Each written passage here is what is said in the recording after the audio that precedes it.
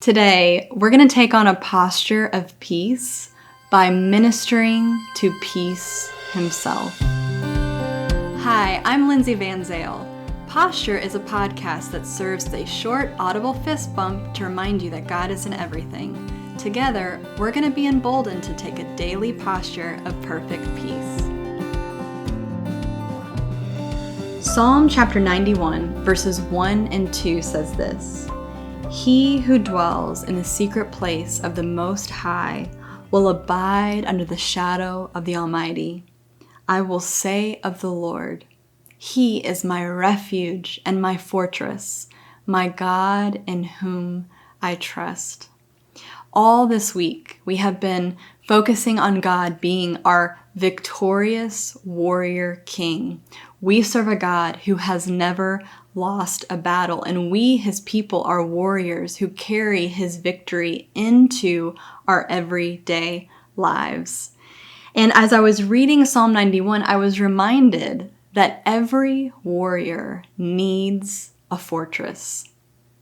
So many people make their fortresses out of, finances or job performance or their earthly relationships or perhaps their material possessions.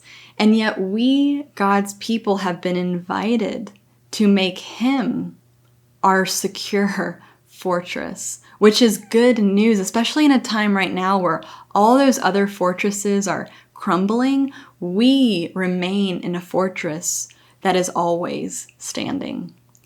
And so today I felt prompted to share with you guys a scene from my fortress, from my secret place with the Lord. I wanted to share a way that I've been engaging with the Lord, especially in the season. And the revelation for this came actually from my relationship with my two nieces. I have two nieces who are both at the ages where their avid curiosity keeps them constantly on the move. Their days are filled with exploring and discovering, asking questions, seeking answers. And they're also at an age right now where they're becoming more and more independent. So they're desiring less assistance with their tasks. They want to do it all themselves.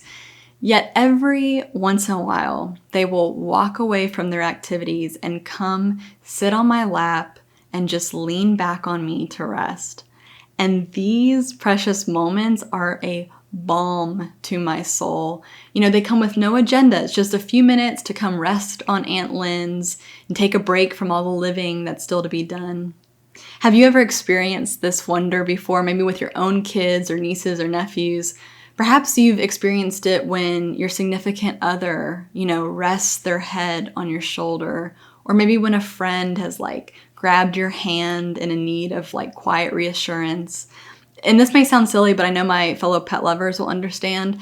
I've even experienced this joy when my dog, all 70 pounds of him, slowly creeps up on the, couch he's not allowed to be on and snuggles in my lap. My point is this: doesn't it minister to you when you become the resting place of someone you love? I believe it's the same with God. Do you know that you can minister to your Prince of Peace?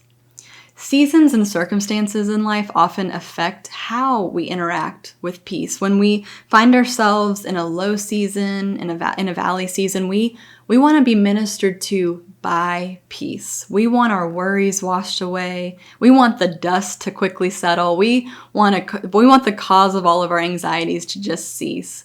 And this is actually a completely appropriate desire to have, to actually pursue peace in this way, because peace is always willing and able to minister to us. We know this because Jesus gave us an open invitation in Matthew 11:28 when he said, "Come to me, all who are weary and burdened, and I will give you rest." And then we have those mountaintop seasons where we're full of zeal and strength, and we are stirred in those seasons to be ministers of peace. We want to resolve conflict. We want to heal hurts. We want to be a part of bringing redemption and restoration to a lost and broken world. And again, this is a completely appropriate desire to have and to pursue peace in this way, because peace is always willing and able to partner with us.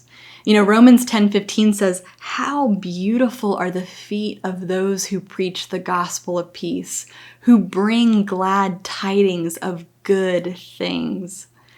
We want to be ministered to by peace, and we want to be ministers of peace. But how often do we seek to minister to peace himself? How often do we take time to lean back and make God our resting place? Peace is a person. It's the very presence of Jesus in our lives. And so a posture of peace is leaning on Jesus. In the presence of peace, everything changes. I have changed radically. My questions have changed. I'm no longer asking things like, "Lord, are you even real? Do you love me? Will I make it? Will I come through this?" I have asked those questions, but I'm not anymore, because the answer to those types of questions becomes so obvious to me when I'm in his very presence.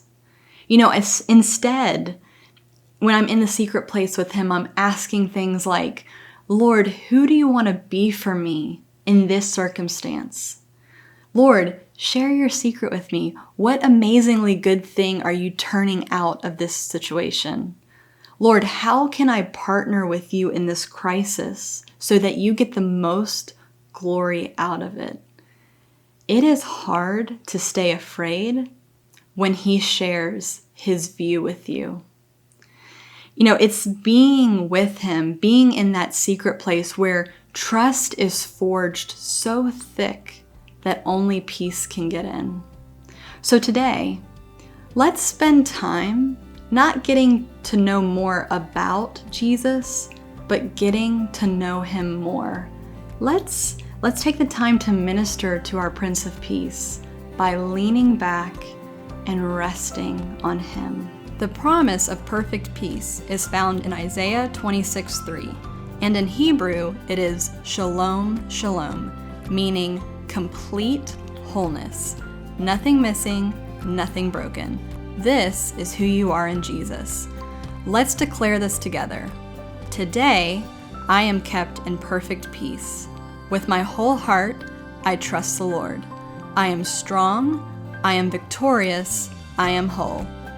Remember, friend, you are a living testimony of Jesus' ultimate win. Not because of anything you did, but because of what he did for you. With every step you take today, you're putting Jesus' victory on display and Satan's defeat on replay.